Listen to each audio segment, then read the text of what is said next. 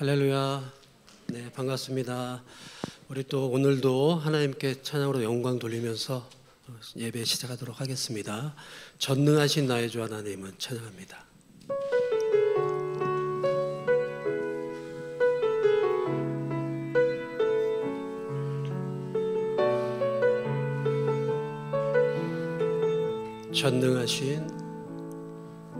전능하신 나의 주 하나님은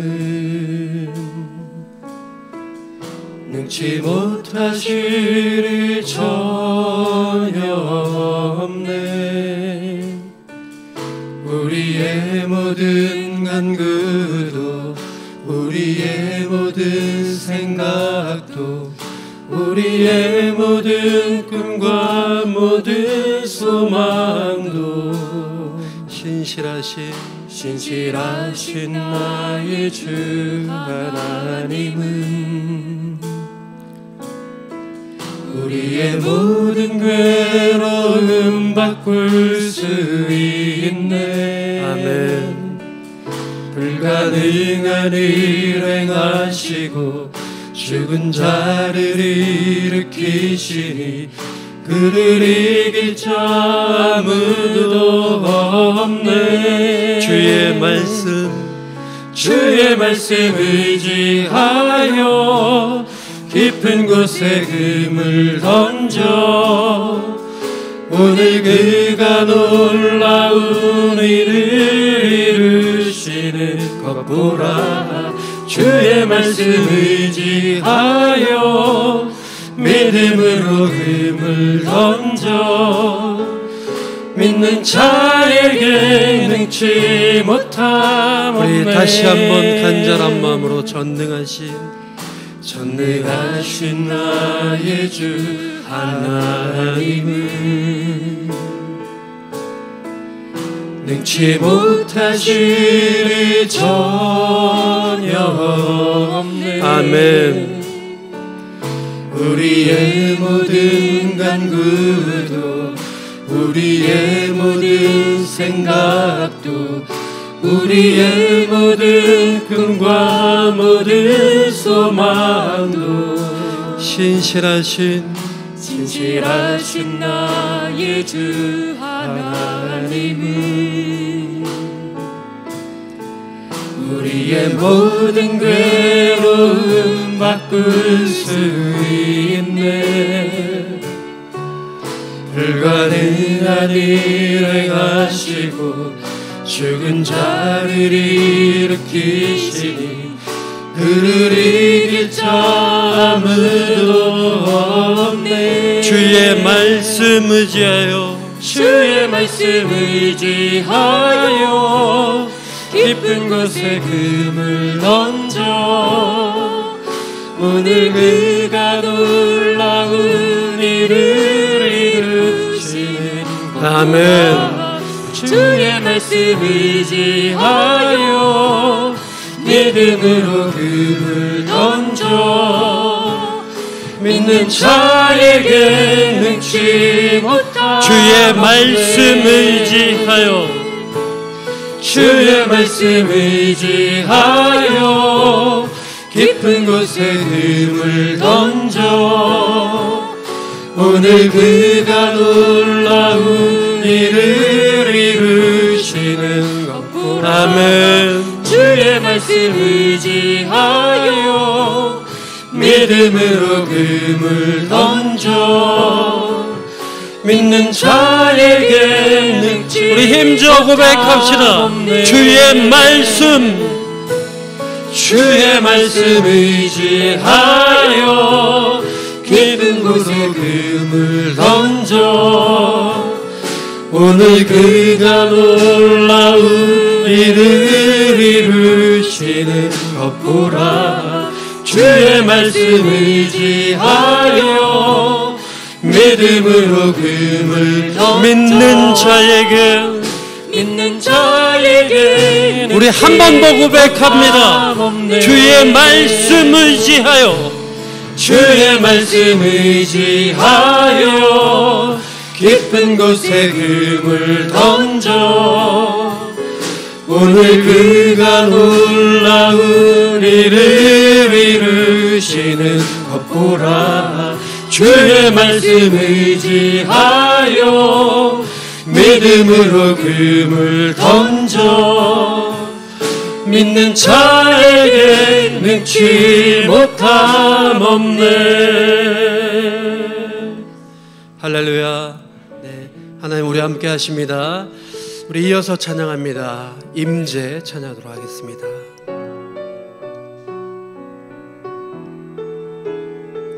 하늘의 문을 여소서, 하늘의 문을 여소서. 아멘. 이곳을 주목하소서. 주를 향한 노래가 꺼지지 않으니 하늘을 열고 오소서. 이곳에 임재하소서. 이곳에 임재하소서. 아멘. 주님을 기다립니다. 기도의 향기가 하늘에 닿으니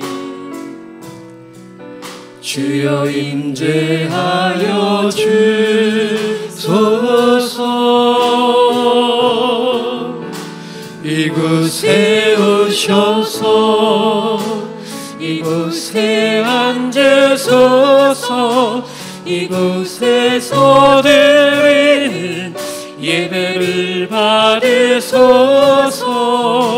주님의 이름이 주님의 이름만이 오직 주의 이름만. 주님 함께하여 주옵소서. 우리 다시 한번 찬양합시다. 하늘의 문을 여소서. 하늘의 문을 여소서. 이곳을 주목하소서. 주를 향한 노래가 꺼지지 않으니 하늘을 열고 오소서. 이곳에 임재하소서. 이곳에 임재하소서. 아멘. 주님을 기다립니다. 기도의 향기가 하늘에 닿으니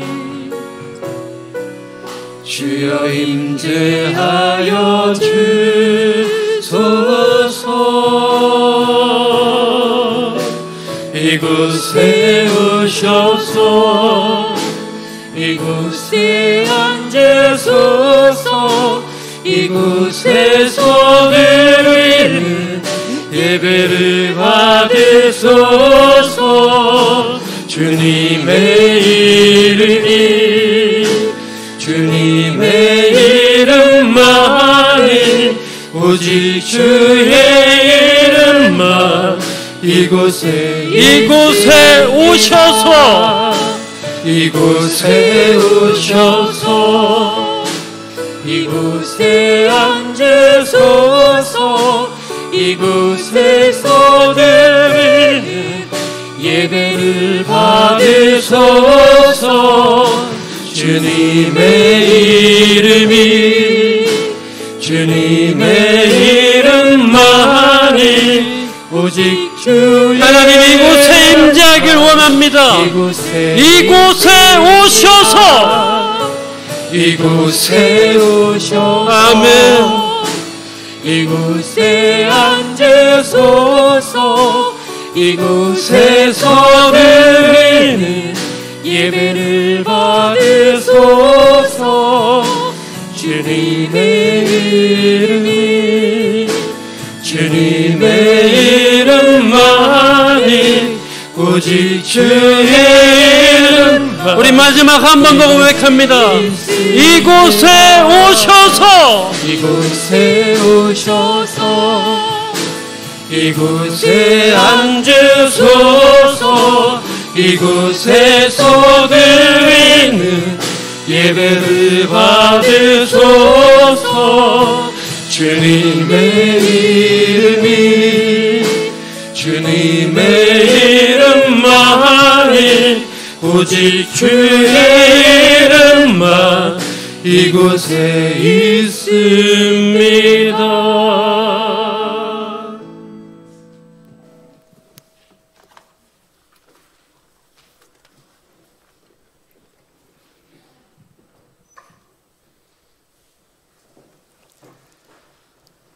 묵상기도 하심으로 9월 4일 주일 예배를 하나님께 올려드리겠습니다.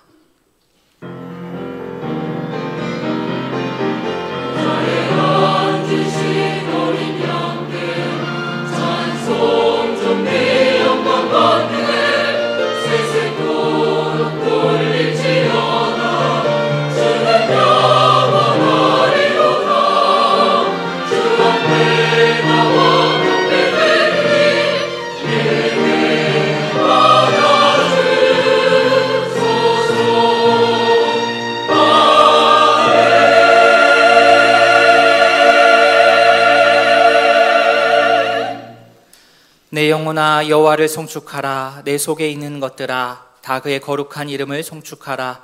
내 영혼아 여호와를 송축하며 그의 모든 은택을 잊지 말지어다. 아멘. 사랑의 하나님 아버지, 9월 첫 주일을 맞이하여 믿음의 가족들이 한자리에 모여 예배할 수 있도록 인도하여 주심에 감사합니다. 주께서 베풀어 주신 은택을 더욱 깊이 되새기는 오늘 하루 되기를 소원합니다. 우리의 찬양을 받아주시고 기도 가운데 함께하여 주시고 말씀을 통하여 위로하여 주시고 교훈하여 주시고 우리의 갈 길을 인도하여 주시옵소서. 예배를 통해 내가 소생하여 가족과 이웃들을 섬기는 데 부족함이 없게 하옵소서. 감사드리며 예수님의 이름으로 기도합니다. 아멘. 다 함께 신앙 고백하겠습니다.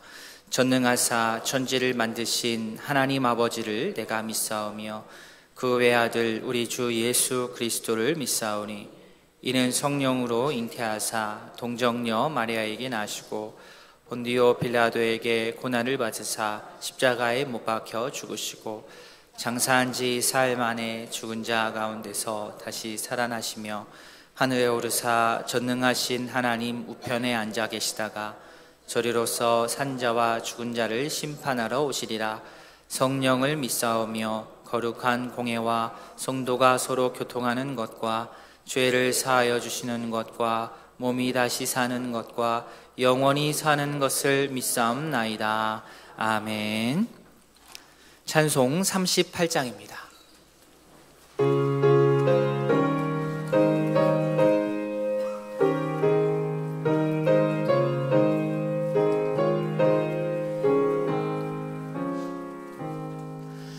예수 우리 왕이여 이곳에 오셔서 우리가 왕께 드리는 영광을 받아 주소서. 우리는 주님의 백성, 주님은 우리 왕이라. 왕이신 예수님 오셔서 좌정하사 다스리소서. 예수 우리 주시여 이곳에 오셔서 우리가 주께 드리는 찬양을 받아 주소서. 우리는 주님의 종들, 주님은 우리 주시라. 주 되신 예수님 오셔서 이 찬양을 받아주소서.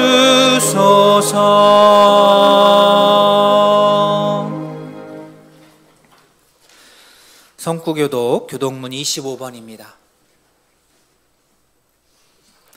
너희 만민들아 손바닥을 치고 즐거운 소리로 하나님께 외칠지어다.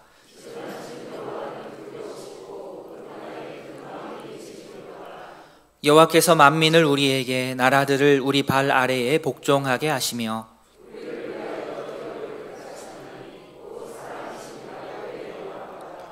하나님께서 즐거운 함성 중에 올라가시며 여호와께서 나팔 소리 중에 올라가시도다.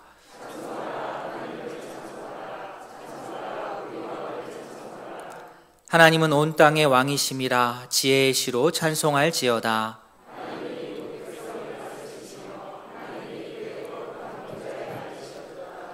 문 나라의 고관들이 모이며 아브라함의 하나님의 백성이 되도다. 그는 높임을 받으시리로다. 아멘. 찬송 353장입니다.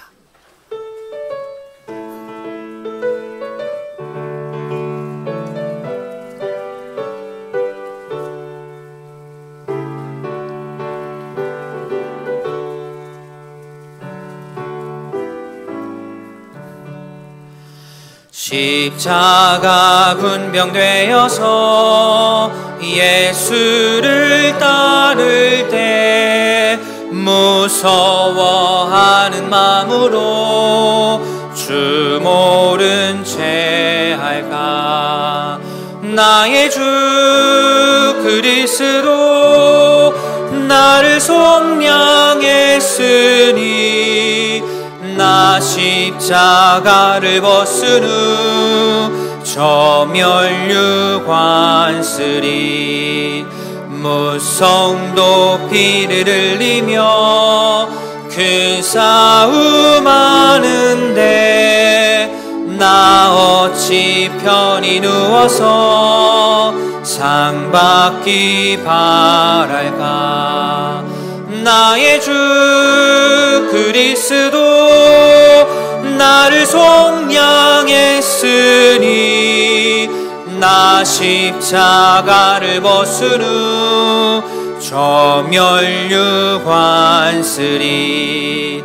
이 죄악 많은 세상에 수많은 원수들 날 유혹하고 해치나 내 주만 따르리. 나의 주 그리스도 나를 속량했으니 나 십자가를 벗은 후 저 멸류관 쓰리. 나 멸류관을 쓰려고 몸 바쳐 싸울 때 주 내게 용기 주시사 이기게 하시네. 나의 주 그리스도 나를 속량했으니 나 십자가를 벗은 후 저 멸류관 쓰리. 승리의 그날 이르러 십자가 군병들 개가를 불러 영광을 주님께 돌리리. 나의 주 그리스도 나를 속량했으니 나 십자가를 벗은 후 저 멸류관 쓰리. 이상길 장로님 기도하겠습니다.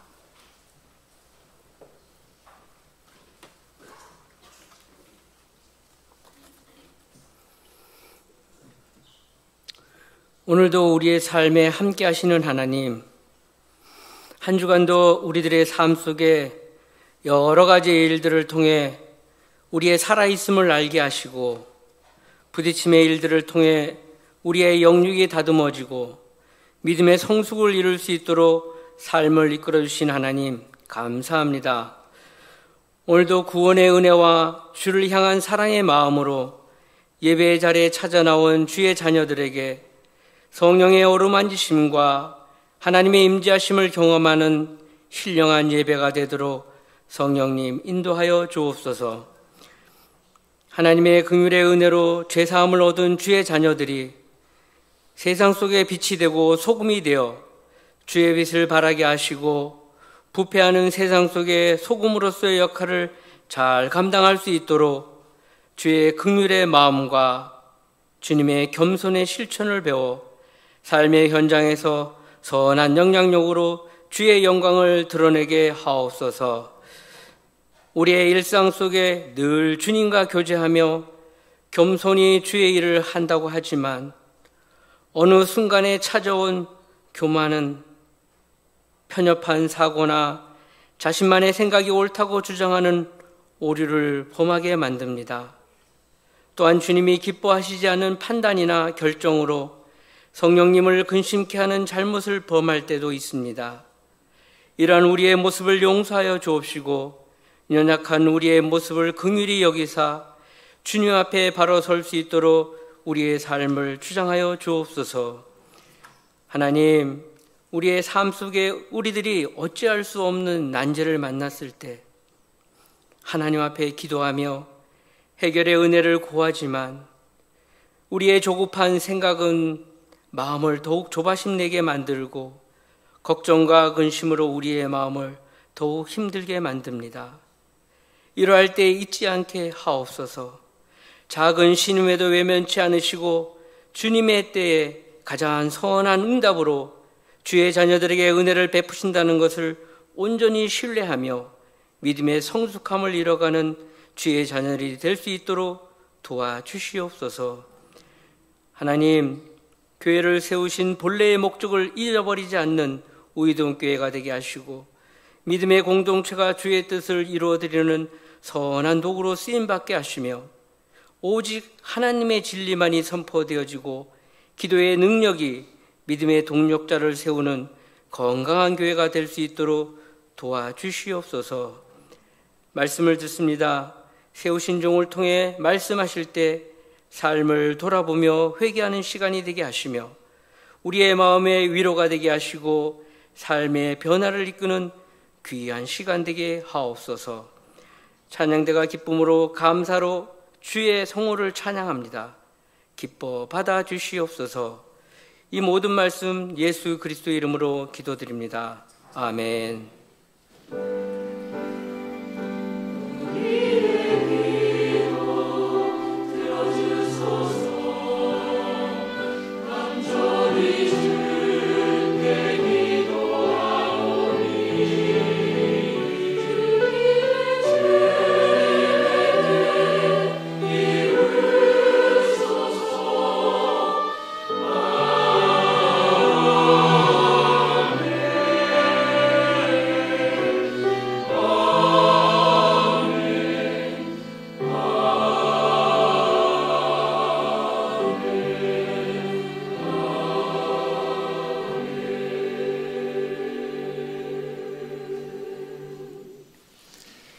교회 소식 말씀드리겠습니다.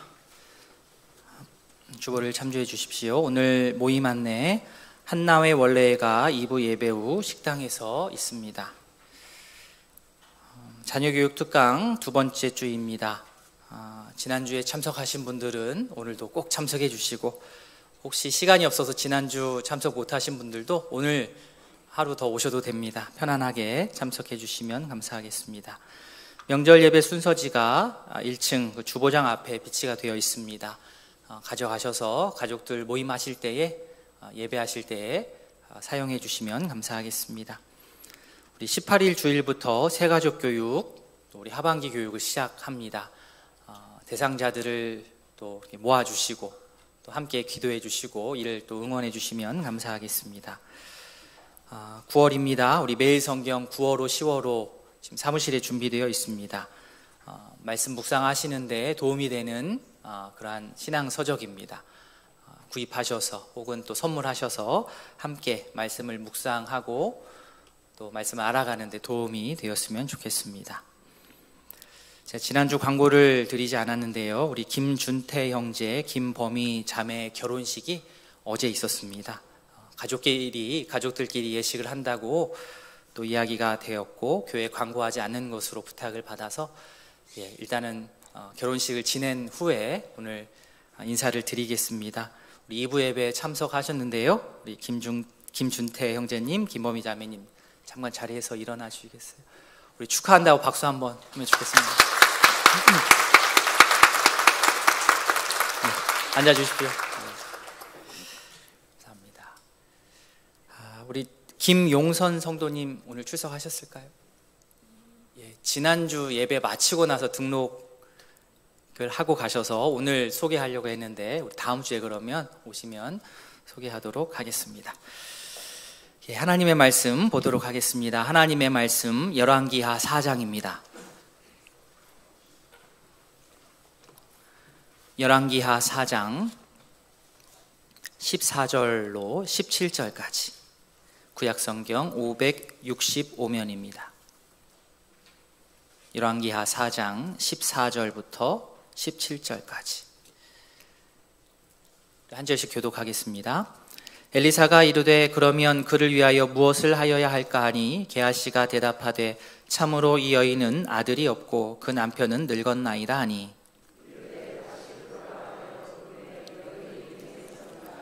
엘리사가 이르되 한 해가 지나 이때쯤에 내가 아들을 안으리라 하니 여인이 이르되 아니로소이다 내 주 하나님의 사람이여 당신의 계집종을 속이지 마옵소서 하니라. 여인이 과연 잉태하여 한 해가 지나 이때쯤에 엘리사가 여인에게 말한 대로 아들을 낳았더라. 아멘. 사랑의 하나님 아버지 감사합니다. 지난 한 주간도 주님의 은혜와 보호하심 가운데 거하게 하여 주시고 이 시간 믿음의 형제자들 자매들이 한자리에 모여 받은 바 은혜에 감사하며 거룩하게 구별하여 준비한 각양의 헌금을 드립니다. 부족할 때나 풍족할 때나 우리의 삶을 주관하시는 주님을 늘 생각하며 감사하는 마음을 갖게 하여 주시고 기쁘고 즐거운 마음으로 예물을 드릴 수 있도록 성령님께서 우리의 마음을 인도하여 주시옵소서. 또한 예물이 사용되는 곳곳마다 하나님의 영광만이 온전히 드러나며 복음이 확장되고 주의 몸된 교회가 올바로 설 수 있도록 인도하여 주시옵소서. 예수님의 이름으로 기도드립니다. 찬송 336장입니다.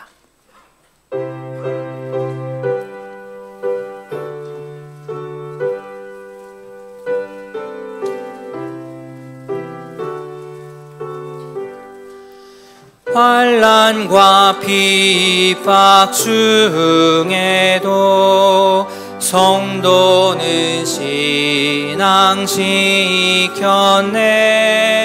이 신앙 생각할 때에 기쁨이 충만하도다.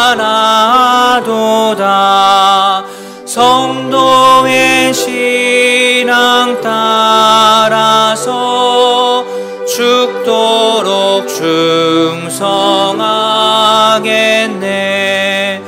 옥중에 매인 성도나 양심은 자유 얻었네. 우리도 고난 받으면 죽어도 영광 되도다. 성도의 신앙 따라서 죽도록 충성하겠네. 성도의 신앙 본받아 원수도 사랑하겠네. 인자한 언어 행실로 이 신앙 전파하리라.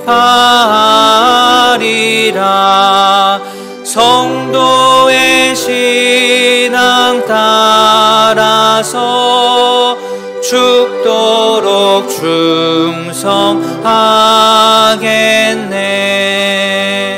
아멘.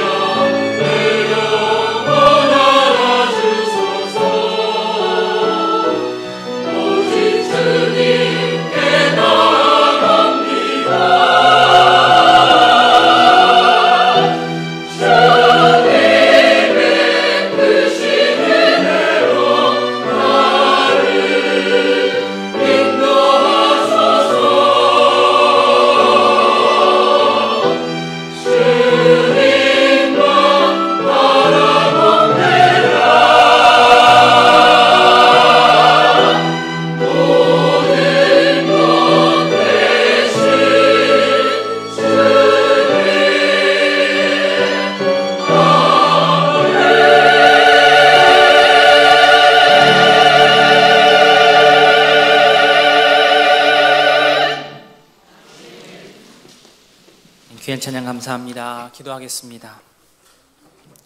사랑의 하나님 아버지, 할렐루야 찬양대와 함께 주께 찬양 올려드렸습니다.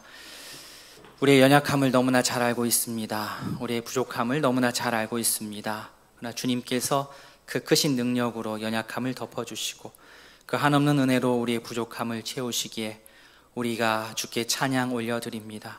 주님의 능력의 손으로 우리를 이끌어 주시옵소서. 감사드리며 예수님의 이름으로 기도합니다. 아멘. 먼저 지도를 보겠습니다. 지도를 보시면 동그라미 있는 부분이 갈멜산입니다. 갈멜산이 있는, 지금 현 지도로 검색을 해보면 갈멜산 국립공원으로 나옵니다. 갈멜산 국립공원.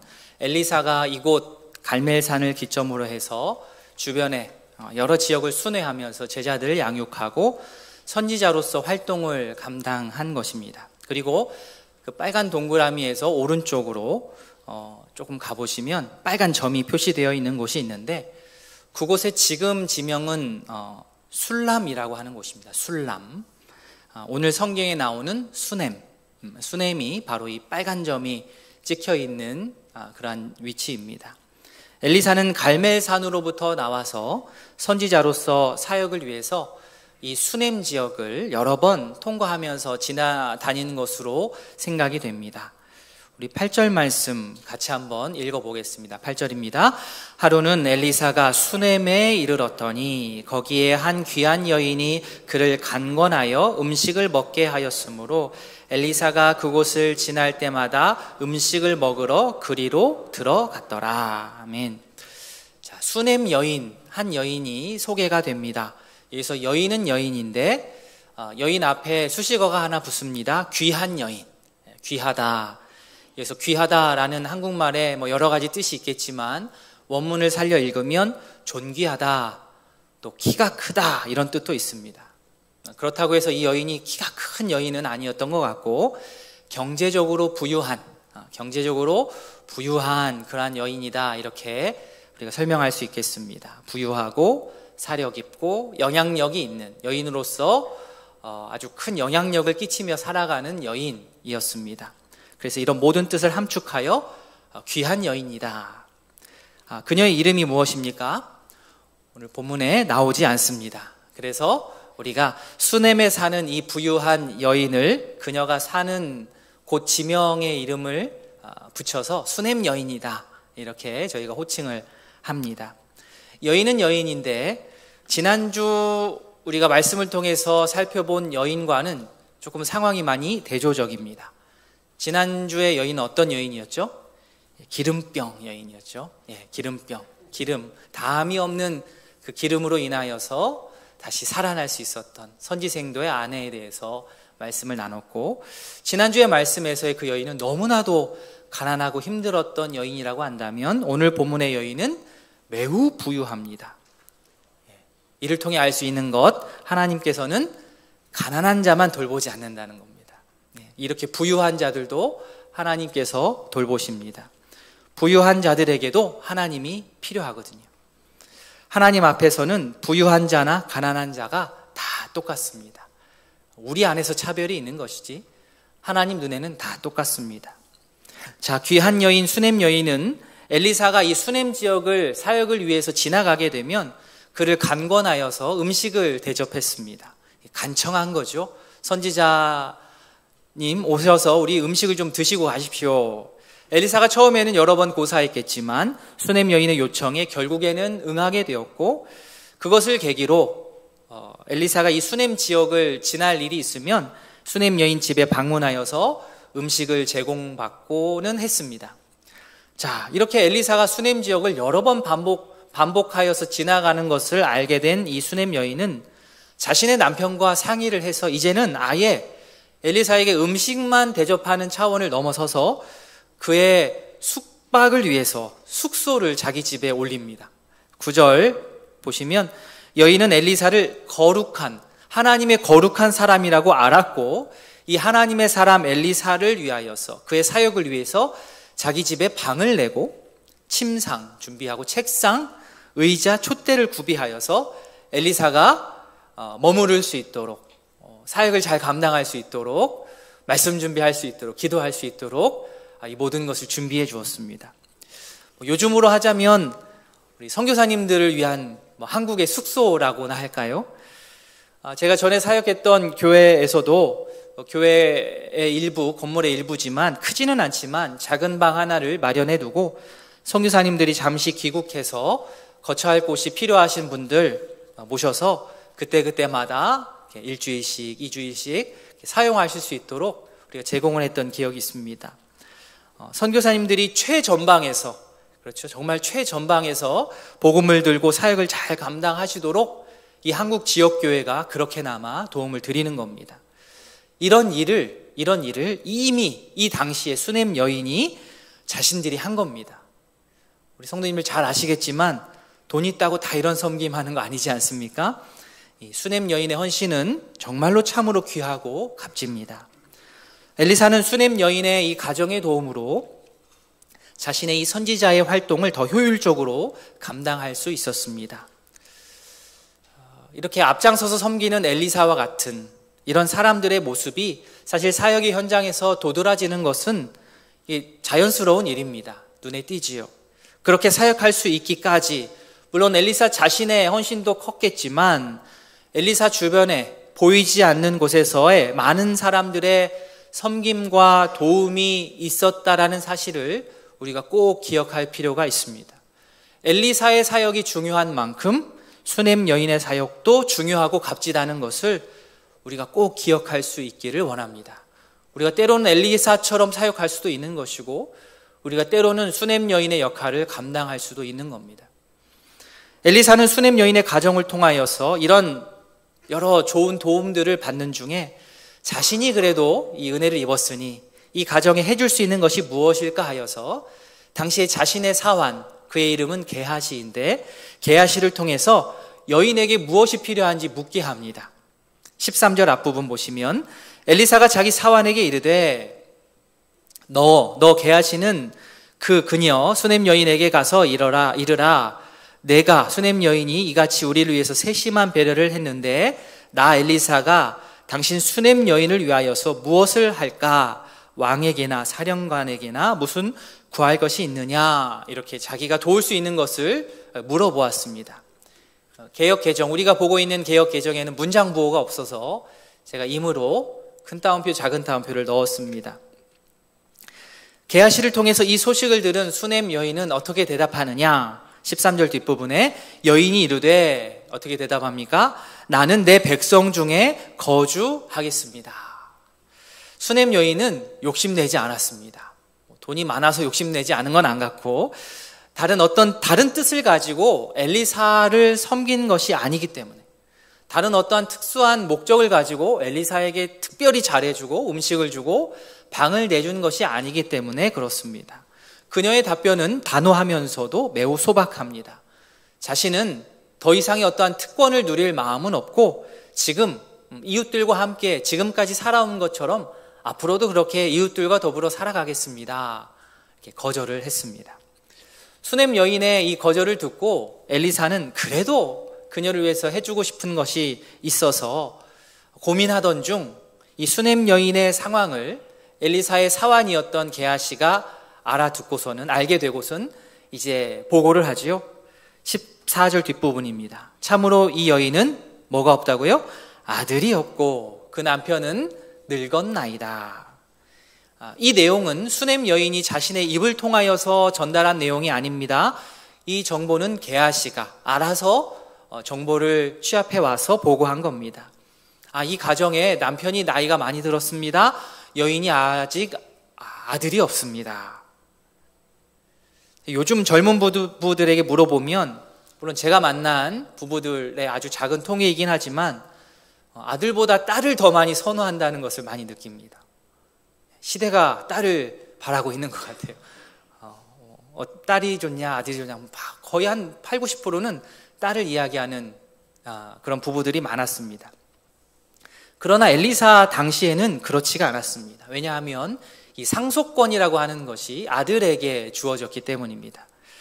게다가 수냄 여인은 또 부유한 여인 아닙니까? 아들이 있다면 아들에게 적법하게 잘 상속을 해줄 수 있는데 아들이 없어서 그게 가능하지 않은 상태였습니다. 이 정보를 들은 엘리사가 여인의 동의를 구하지 않고 그녀를 다시 부른 후 일방적으로 선포합니다. 16절 앞부분 한 해가 지나 이때쯤에 네가 아들을 안으리라. 아멘. 예. 만약에 이렇게 내가 만약에 수넴 여인이었다고 한다면 엘리사 이러한 선포를 듣고 마음이 어떻겠습니까? 물론 아멘 하실 분도 계시겠지만 지금 어떤 말이지? 지금 이 상황이 그 상황이 아닐 텐데 사실 이 선포를 들은 이 여인은 아주 상식적인 답을 합니다. 예상되는 답이지요. 아니로소이다. 내 주 하나님의 사람이여 당신의 계집종을 속이지 마십시오. 손사래를 치는 겁니다. 아닙니다. 속이지 마십시오. 농담하지 마십시오. 저에게 거짓말하지 마십시오. 도저히 믿을 수 없는, 일어날 수 없는 일이기 때문입니다. 지금껏 아들이 없었고 남편이 나이가 많습니다. 저도 나이가 있습니다. 이렇게 얘기를 하는 거죠. 그런데 방금 읽은 이 16절에서 17절로 넘어가면서 착 1년이 지나는데 엄청난 반전이 일어납니다. 17절 같이 읽습니다. 여인이 과연 잉태하여 한 해가 지나 이때쯤에 엘리사가 여인에게 말한 대로 아들을 낳았더라. 아멘. 여기서는 아멘 해도 됩니다. 아멘. 네, 진짜 낳았으니까요. 아닙니다. 거짓말하지 마십시오 했던 여인은 농담하지 마십시오 했는데 이제 문제가 뭡니까? 배가 불러오는 거죠. 이게 뭐지? 배가 불러오고. 기적입니다.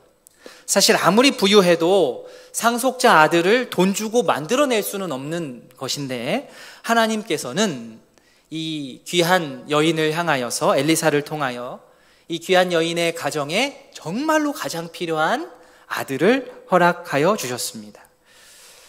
오늘 표현은 되어 있지 않지만 저는 남편 생각이 많이 나더라고요.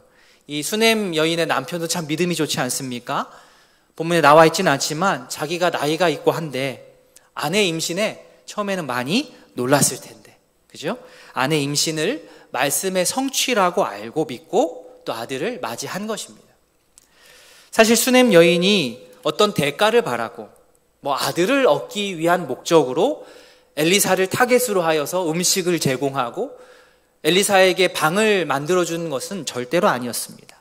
아무 바라는 것 없이 하나님의 사역의 일부분에 기꺼운 마음으로 동참한 것뿐입니다. 그런데 그런 수넴 여인에게 하나님께서는 아들을 선물로 주셨습니다. 이렇듯 하나님을 따르는 이들에게 있어 이 섬김과 또 보상의 원리가 참으로 신묘막측합니다. 헌신과 보상이 단선적이지가 않습니다. 선이 복잡해요. 내가 이 사람에게 이러한 선행을 베풀었으니 이 사람이 나에게 이러한 보답을 주겠지.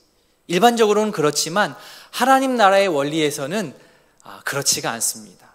나는 이 사람에게 선을 베풀었는데 그 놀라운 보답이 돌고 돌고 돌아서 뒤에서 날아오는 경우가 많이 있습니다. 제가 중고등학교 시절에 주일마다 했던 심부름이 하나 있습니다. 어머니께서 이 목에 좋다는 이런저런 약재를 토요일 저녁마다 다려가지고 마오병 아십니까? 마오병? 네, 저는 그때 당시 마오병이라고 해서 이게 마오병이구나 했더니 나중에 알고 보니 보온병을 마오병이라고 했더라고요. 예, 보온병. 이 보온병에 그 다리는 것을 이제 주일 아침에 담아 주시면 제가 목사님 사택에 주일 아침에 배달하는 일을 했습니다. 왜 그랬는지 그 당시에는 중고등부 예배 시간이 가장 빨랐어요. 아침 8시, 일부 예배 전에 본당에서 중고등부 예배, 7시 반, 8시에 막 예배가 있었습니다. 이 중고등부 예배 시간에 맞춰서 가면서 배달을 하는 것이죠. 돌아보면 당시 대부분의 목사님들은 항상 목이 쉬어 있었습니다. 할렐루야 하면서 목이 다 쉬어 계셔가지고 목관리를 참 못하셨죠. 기도도 많이 하셨지만. 그래서 이게 귀찮은 것은 별 문제가 아닌데 이 주일 아침마다 그죠?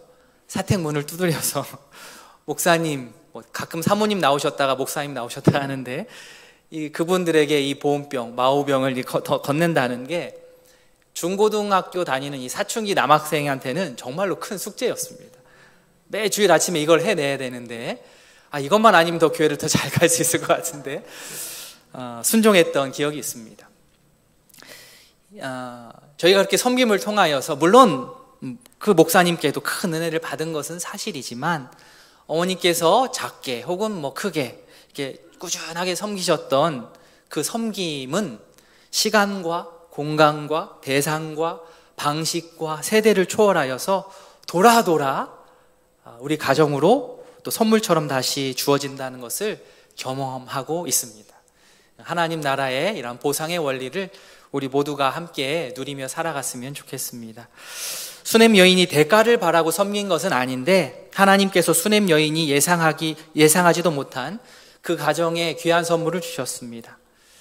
참 이렇게 해서 설교가 끝나면 참 좋겠지만 아주 새로운 국면이 펼쳐집니다. 이 가정에 아이가 태어나서 잘 자라다가 갑자기 머리가 아프다고 합니다. 두통 정도가 아니라 안타깝게도 이 아이는 아마 일사병으로 생각이 되는데요. 추정이 되는데 급성 일사병에 걸려서 갑자기 숨을 거두게 됩니다. 20절 뒷부분, 낮까지 어머니의 무릎에 앉아 있다가 죽은지라 그냥 뚝 떨어지죠. 이 아이는 물론 모든 아이가 소중하지만 이 아이는 보통 아이가 아닙니다. 하나님께서 기적적으로 특별하게 주신 선물입니다. 그의 어머니 수냄 여인의 헌신에 대한 하나님의 선물, 선지자를 통한 하나님의 선물이었습니다. 그런데 갑자기 죽었습니다. 지금까지 하나님의 약속과 선물이 순식간에 물거품이 될 지경에 놓였습니다. 여인이 어땠겠습니까? 정말 당황스러웠을 것입니다. 그런데 이 엄청나게 당황했던 여인은 곧바로 주저앉지 않고 곧바로 일어나서 움직입니다. 여인이 처음 한 행동은 아이의 시신을 엘리사가 자신의 집에 방문하면 거처하였던 그 방으로 올린 다음에 엘리사가 잠을 잤던 그 침상 위에 올려놓고, 시신이죠. 아이의 시신을 올려놓고 문을 닫고 일단 아이가 죽었다는 사실을 말하지 않고 엘리사를 향하여서 급하게 달려갈 채비를 하고 달려갑니다. 남편에게까지 이야기를 하지 않습니다. 이야기가 이 일이 더욱더 심각해질까 두려웠던 것 같습니다. 얼마나 급했는지 중간에 휴게소도 안 들르고 단번에 엘리사가 있는 갈멜산에 이릅니다. 처음에 보셨던 지도 기억하시죠? 이 점 있는 곳에서 동그라미 있는 곳까지 약 지금 거리로 하면 25km 정도가 되는데 그 당시에는 절대 짧은 거리가 아니었습니다. 수냄 여인도 고생했고 여인을 태웠던 나귀를 몰던 사환 모두가 다 쉴 새 없이 달려갔습니다. 엘리사는 멀리서 다가오는 이 수냄 여인을 보고 게하시를 먼저 보내어 안부를 묻게 합니다. 26절, 너는 달려가서 그를 맞아 이르기를 너는 평안하냐, 남편이 평안하냐, 아이가 평안하냐 하라 하였더니 여인이 대답하기를 평안하다 하고. 당신은 평안합니까? 남편 평안합니까? 아이 평안합니까? 그런데 이렇게 길게 물어보았는데 여인은 아주 간략하게 평안합니다 라고 대화를 끝냅니다. 사실 이 여인이 평안합니까? 아니죠. 평안하지 않지만 평안하다라고 빨리 이 안부의 인사를 끝마치고 곧바로 엘리사를 만날 의지로 직진하였습니다. 그렇게 엘리사의 앞으로 다가간 여인은 급한 마음을 내보입니다. 하나님의 사람 엘리사의 발을 급하게 껴안는 거죠. 사실 지금까지 이야기를 볼 때에 이 여인이 엘리사에게 이렇게까지 가깝게 간 경우가 없습니다. 중간에 거리를 두고 대화를 했습니다. 중간에 게하시를 통하여서 대화가 이어졌었습니다. 그런데 지금은 그럴 상황이 아닙니다. 너무 급한 나머지 어느 누구도 자기와 하나님의 사람 엘리사 사이에 들어오지 못하도록, 둘 사이를 떼어놓지 못하도록 엘리사를 붙들었습니다. 사실 엘리사도 놀랐습니다. 이 사실, 여인의 아들이 죽었다는 이 사실을 미리 알고 있었다고 한다면 예상을 했을 텐데 어떻게 된 일인지 이번만큼은 하나님께서 엘리사에게 이 일들을 미리 말씀해 주지 않으셨습니다. 엘리사의 발을 급하게 껴안고 외치는 이 여인의 탄원, 28절 말씀 같이 읽어보겠습니다. 같이 봅니다. 여인이 이르되 내가 내 주께 아들을 구하더이까 나를 속이지 말라고 내가 말하지 아니하더이까 하니. 어떻습니까? 이 여인의 탄원 어느 한 곳 틀린 부분이 없습니다. 실제로 그렇지 않습니까? 내가 당신께 아들을 언제 구했습니까? 내가 그 시점에 분명히 나를 속이지 말라고 말씀하지 않았습니까? 이렇게 데려가실 거면 차라리 처음부터 주시지 마시지. 지금 뭐 하는 거냐? 이럴 거면 처음에 주지 말지. 왜 그러느냐? 수냄 여인은 엘리사에게 아들 달라고 한 일이 없지 않습니까? 아들이 건강하게 살아있을 때에는 사실 아들이 있는 게 좋지요. 너무나 감사하지요. 문제가 전혀 안 됐던 것들이었지만 그렇게 귀하게 얻은 아들이 숨을 거두자 일이 지금까지 일어났던 모든 일, 이 모든 책임을 엘리사에게 던지고 있습니다. 이 일어난 모든 일의 책임을 하나님께 돌리고 있습니다. 왜 이렇게 하셨습니까? 수넴 여인의 탄원을 들은 엘리사는 급하게 자신의 지팡이를 자신의 사환이었던 게하시에게 들려서 현장으로, 그죠? 그 아이가 누워있는 그곳으로 보냅니다. 선지자의 지팡이 자체가 무슨 효험이 있거나 하지는 않지만 선지자의 직무와 신분을 상징하기 때문입니다. 게하시는 엘리사의 명에 따라서 엘리사의 지팡이를 들고 수넴 여인이 아들에 있는 곳으로 달려갑니다. 그런데 수넴 여인은 게하시가 뛰어간 것과는 별개로 엘리사가 직접 현장에 와주기를 강력하게 요청하였습니다. 30절 앞부분, 여호와께서 살아계심과 당신의 영혼이 살아계심을 두고 맹세하노니 내가 당신을 떠나지 않겠습니다. 수넴 여인이 엘리사를 붙들고 하는 말입니다. 우리 성도님 혹시 어디서 많이 들어본 문구 같지 않습니까? 엘리사가 스승 엘리야를 그렇게 쫓아다니면서 했던 그 문장하고 거의 흡사합니다. 열왕기하 2장 2절 뒷부분, 엘리사가 이르되, 엘리야를 향해서 말하는 겁니다. 여호와께서 살아계심과 당신의 영혼이 살아있음을 두고 맹세하노니 내가 당신을 떠나지 않겠습니다. 이렇게 얘기했던 적이 있기 때문에 오히려 엘리사는 이 여인의 청을 거절할 수가 없었던 것 같습니다. 한편 게하시는 엘리사의 명대로 지팡이를 그 죽은 아이의 얼굴, 그 시체 위에 올려 놓았으나 어떻게 됩니까? 아이가 깨어나지를 못했습니다. 게하시는 엘리사가 시키는 대로 다 했는데 왜 아이는 일어나지 못하는 것일까요? 그 이유에 대해서는 성경에서 침묵하고 있습니다. 아마도 무엇인가 부족한 것이 게하시에게 있었던 것 같습니다. 예수님 당시에 사실 제자들도 마찬가지였습니다. 마가복음 9장 18절 보시면 귀신이 어디서든지 그를 잡으면 거꾸러져 거품을 흘리며 이를 갈며 그리고 파리해지는지라 내가 선생님의 제자들에게 내쫓아달라 하였으나 그들은 능히 하지 못하더이다. 제자들이 마무리하지 못한 것을 예수님께서 가서 해결해 주셨습니다. 마찬가지로 오늘 본문에서도 이제는 스승 엘리사가 나서야 될 차례입니다.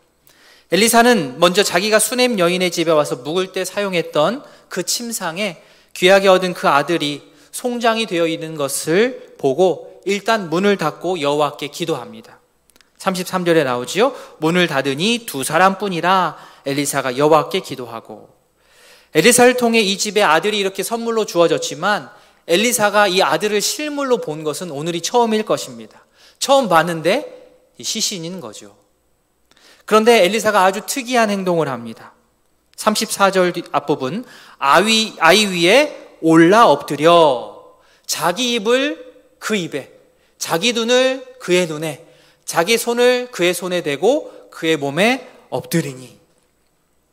한번 상상해 보십시오. 엘리사가 이미 죽어있는 그 아이의 시체 위에 자기 몸을 덮은 겁니다. 입과 입이 만날 수 있도록 눈과 눈, 손과 손이 맞닿게 포개에 엎드렸습니다. 사실 시신을 멀리서 바라보는 것만으로도 이게 쉽지 않은데 만지는 것을 떠나서 자신의 몸을, 자신의 얼굴을 그 위에 덮는다는 것은 일반적인 사고로는 도저히 이해가 되지 않는 아주 파격적인 행동입니다. 이 행동은 단지 엘리사의 성격이 과감해서 원래 겁이 없는 사람이어서 할 수 있는 행동이 아니고 자기 자신을 이 순간에 아끼지 않고 던졌기 때문에 가능한 행동입니다.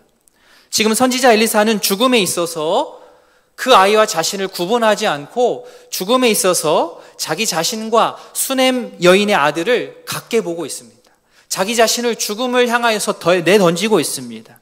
엘리사는 시체에 접촉하여서 당시의 레위기의 의식법을 범하고 깨뜨리면서까지 나아갑니다. 자신이 시체에 접촉하면 부정하게 된다는 것을 알면서도 시체에 접촉했습니다. 몸을 던졌습니다. 뒤를 돌아보지 않고 직진했습니다. 자, 이렇게 자신의 몸을 던진 결과 어떻게 됩니까? 아이의 살이 차차 따뜻해지더라. 이미 숨이 멎었던 아들인데 서서히 몸에 온기가 돌기 시작합니다. 이제 다시 한번 엘리사가 움직입니다.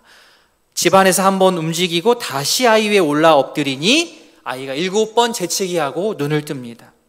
시간차를 두고 다시 한번 그 아이 위에 올라서서 숨을 입과 입을 맞닿게 하는 이 모습은 마치 하나님께서 아담에게 생기를 불어 넣어주시던 그런 모습과 매우 흡사합니다.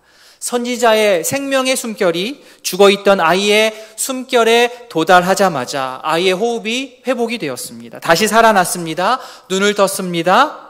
기적 중에 기적입니다. 자녀가 없던 이들에게 자녀를 주신 것, 아들을 주신 것도 엄청난 기적이고, 이미 죽었던 이 아들이 이렇게 엘리사를 통하여서 하나님의 능력이 베풀어져서 다시 살아난 것도 기적입니다. 이 가정에는 기적이 2번이나 이렇게 반복이 되었습니다.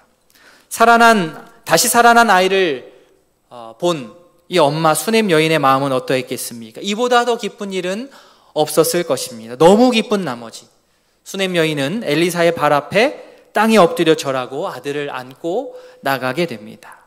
37절 내용이 그렇습니다. 예전에 다급한 마음에 엘리사를 찾아와서 엘리사의 발을 붙잡고 매달렸던 수넴 여인이었는데 이제는 모든 일이 다 해결이 되어서 감사한 마음으로 엘리사의 발 앞에 엎드려 절하게 되었습니다. 우리가 읽는 성경에는 참 여러 가지 기적이 많이 나옵니다. 못 걸었던 자가 걷게 되고, 보지 못했던 자가 보게 되고, 말 못하던 자가 말을 하게 되고, 그보다 더 강력한 기적은 죽었던 자가 다시 살아나는 것입니다. 오늘 말씀에서도 살아날 수 없을 것 같은 아이가 다시 살아남으로 그 결말은 너무 훈훈하게 해피엔딩으로 끝이 납니다. 그런데 말씀을 항상 이렇게 눈이 떠지고 입이 풀리고 다리에 힘이 나고 죽었던 자가 살아나는데 이 말씀을 대하는 우리의 상황은 대부분 그렇지 않다는 게 우리 가운데의 고민입니다. 현실은 말씀은 그대로인데 우리가 살고 있는 이 현실은 더욱더 어려워져 가는 것 같고, 이러다가는 행복하고 의미 있는 결말을 내 인생 가운데에서 보지 못하고 그냥 이렇게 끝나가는 것 아닐까 하는 염려가 우리 가운데 엄습할 때가 있습니다. 그러나 말씀이 잘못된 건 아닙니다. 성도는 끊임없이 우리에게 주어진 이 말씀과 내가 처한 힘들어하고 있는 이 현실, 그 사이를 오가면서 그 사이를 믿음으로 메워가는 사람이 바로 성도입니다. 이때 필요한 것이, 우리에게 요구되는 것이 믿음입니다. 말씀에서 이야기하는 것과 우리 현실의 모습이 딱 맞지가 않기 때문에 이 사이의 간극을 우리가 믿음을 통하여서 메워가야 합니다. 오늘 같은 말씀을 우리가 읽다 보면 나 같은 보통의 사람, 평범한 사람, 믿음이 이 정도인 사람하고는 이 말씀은 상관이 없고, 이러한 말씀, 이러한 대단한 기적의 말씀은 신앙이 엄청나게 좋은 사람들만의 이야기야, 신앙이 엄청 좋은 사람들만을 위한 말씀이야 라고 이 말씀을 심각하게 내가 받지 않고 수용하지 않고 계속 패스하고 넘겨버린다고 한다면 하나님의 말씀은 절대 우리 인생 가운데에 역사하지 않을 것입니다. 계속 그런 식으로 그래, 누군가에게는 의미 있는 말씀이겠지, 계속 그런 태도로 우리가 일관한다면 하나님의 말씀이 어떤 하나의 이상에만 그쳐서 우리에게 영향력을 끼치지 못하게 되는 것이죠. 바라기는 하나님의 말씀이 하나의 어떠한 이상에 그치지 않도록 말씀을 끌어당겨서 현실의 나에게 정말 처절하게 적용할 수 있는 우리 모두가 되었으면 좋겠습니다.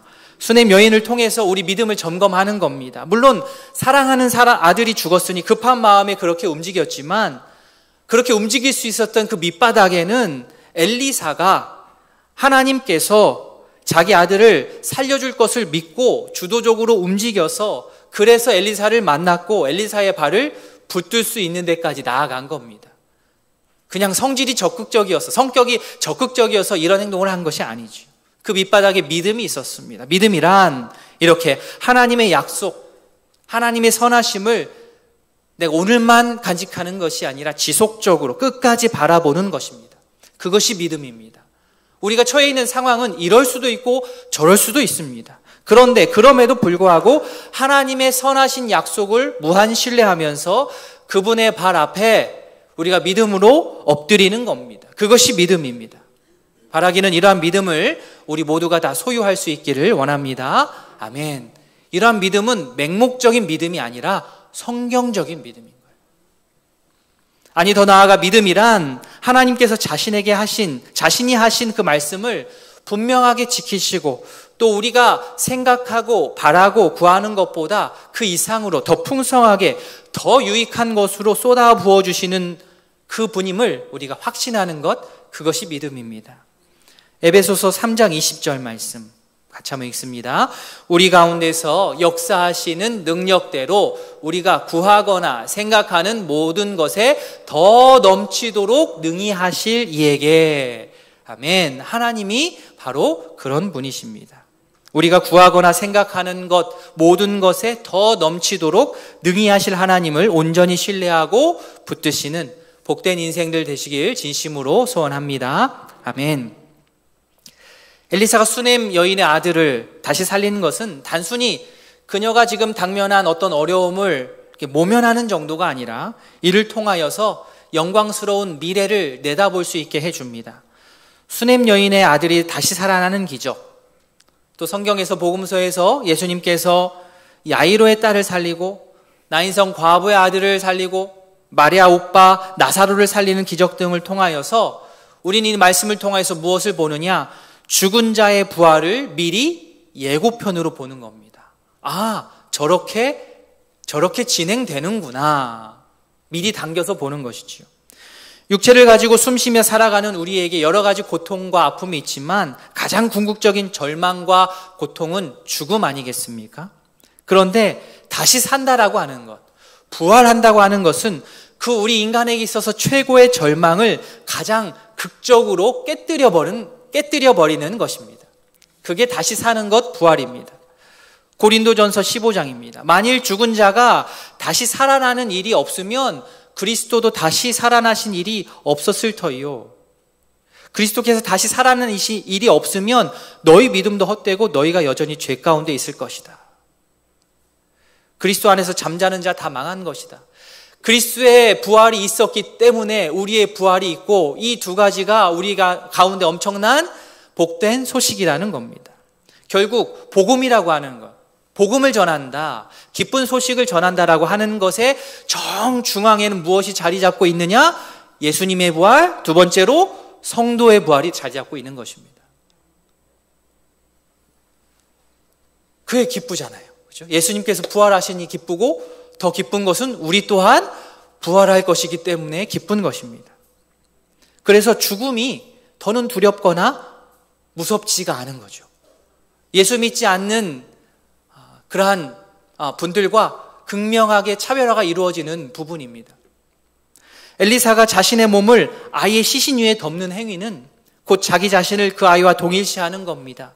시신에 접촉하여서 내 자신이 부정하게 된다 할지라도 자신을 그 죽은 자와 동일시하여서 그 죽음의 밑바닥으로 내려갔다가 다시 생명으로 함께 올라온 것입니다. 마찬가지로 하나님께서는 자신의 아들을 인간의 몸으로 이 땅에 보내셔서 우리와 같게 하시고 십자가의 죽음을 맞게 하시고 그 결과로 우리가 다시 살게 되었습니다. 빌립보서 2장 말씀, 그는 근본 하나님의 본체시나 하나님과 동등됨을 취할 것으로 여기지 아니하시고 오히려 자기를 비워 종의 형체를 가지사 사람들과 같이 되셨고 사람의 모양으로 나타나사 자기를 낮추시고 죽기까지 복종하셨으니 곧 십자가에 죽으심이라. 아멘. 예수께서 부활하셨기 때문에 우리도 부활할 것입니다. 즉 죽음이 우리를 넘어뜨리지 못합니다. 세상이 아무리 나의 목숨을 가지고 나의 목줄을 잡고 이렇게 저렇게 흔들고 휘두른다 할지라도 하나님 안에서 부활의 소망을 품고 살아가는 성도는 끄떡 없는 거예요. 겁먹지 마시기 바랍니다. 바라기는 우리의 영원한 생명이 하나님의 완전하고도 안전한 손 안에 있음을 분명하게 믿기를 바랍니다. 살다 보면 이런저런 허무한 생각, 부정적인 생각, 좋지 않은 생각들이 나를 흔들 때가 있는데, 그런 생각들이 나를 좌지우지하지 못하도록 말씀을 붙들고 기도하면서 특별히 부활의 소망을 가지고 이미 그 길을 걸어가고 있는 믿음의 동료들과 친밀한 교제를 이루어가면서 아름다운 생명의 공동체를 함께 이루어갈 수 있기를 진심으로 소원합니다. 아멘. 오늘 말씀을 기억하면서 잠시 결단하는 기도하도록 하겠습니다. 이 시간 기도하실 때 우리의 믿음을 한번 돌아보고 점검해 보았으면 좋겠습니다. 수냄 여인의 모습을 통하여서 우리 자신을 보지요. 성도는 끊임없이 말씀과 내가 처한 현실을 믿음으로 메워가는 사람들입니다. 이 간극이 크면 클수록 어렵겠지만 그래도 우리에게 주신 그 놀라운 하나님의 말씀, 선하신 하나님의 뜻을 우리가 붙들 때 희망이 있습니다. 그분의 발 앞에 엎드리는 그러한 겸손한 마음들, 믿음의 고백들이 우리에 있기를 원합니다. 우리가 기도하기를 원하고, 또 우리 가운데 예수님의 부활이 살아 역사할 수 있기를 원합니다. 우리도 부활할 것인데 우리의 부활을 소망하며 이 땅에서 주눅들지 않고 주의 백성답게 부활의 소망을 가지고 살아가는 자답게 멋지게 살기를 원합니다. 나를 사용하여 주시옵소서. 시간 말씀을 기억하며 주 앞에 기도하도록 하겠습니다. 기도합니다. 하나님 아버지, 은혜를 더하여 주셔서 오늘 말씀을 기억하게 하시고 주님, 우리의 섬김을 돌아볼 수 있도록 은혜를 더하여 주시기를 소원합니다. 하나님 아버지, 은혜를 주시옵소서. 주님, 수냄 여인의 믿음을 통하여서 우리 자신을 돌아봅니다.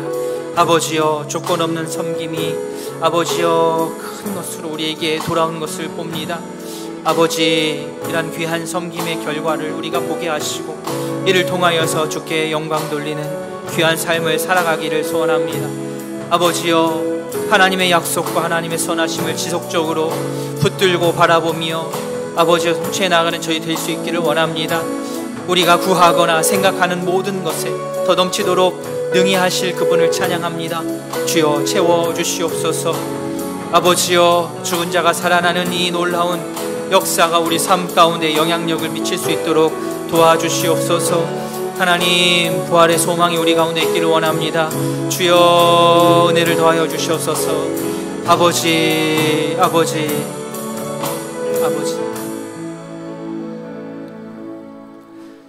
사랑의 하나님 아버지, 오늘 말씀을 통하여서 우리의 믿음을 되돌아봅니다. 조건 없는 섬김을 하였던 수냄 여인의 섬김의 본을 우리가 기억하고 또한 따르기를 원합니다. 주께서 주시는 그 귀한 선물들을 우리가 받아 누릴 수 있기를 원합니다. 하나님 아버지, 믿음이라고 하는 것, 하나님의 약속, 하나님의 선하심을 우리가 포기하지 않고 중단하지 않고 끝까지 바라보는 것입니다. 우리의 상황이 이럴 수 있고 저럴 수 있지만 거기에 휘둘리지 않고 끝까지 하나님을 신뢰하며 주님의 발 앞에 엎드려 간절히 기도하는 저희 될 수 있도록 은혜 베풀어 주시옵소서. 우리가 생각하고 바라는 것 그 이상으로 우리가 구하거나 생각하는 것에 더 넘치도록 부어주시는 주님을 신뢰하는 주의 자녀 되게 하여 주시옵소서. 하나님 아버지, 우리의 모든 생명이 주님의 손 안에 있음을 고백합니다. 허무한 생각들이 우리를 흔들지 않도록 주께서 말씀을 통하여서 붙들어 주시고, 특별히 죽음의 공포가 우리를 해하지 않도록 예수님의 부활 신앙을 가지고 우리의 부활의 소망을 붙들고 이 땅을 당당하게 살아가는 주의 백성들 될 수 있도록 은혜 베풀어 주시옵소서. 감사드리며 예수님의 이름으로 기도합니다. 아멘.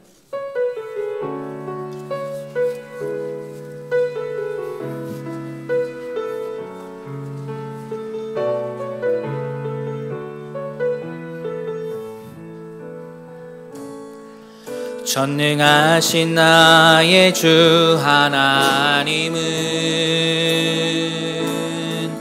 능치 못하실 일 전혀 없네. 우리의 모든 간구도 우리의 모든 생각도 우리의 모든 꿈과 모든 소망도 신실하신 나의 주 하나님은 우리의 모든 괴로움 바꿀 수 있네. 불가능한 일 행하시고 죽은 자를 일으키시니 그를 이길 자 아무도 없네. 아멘.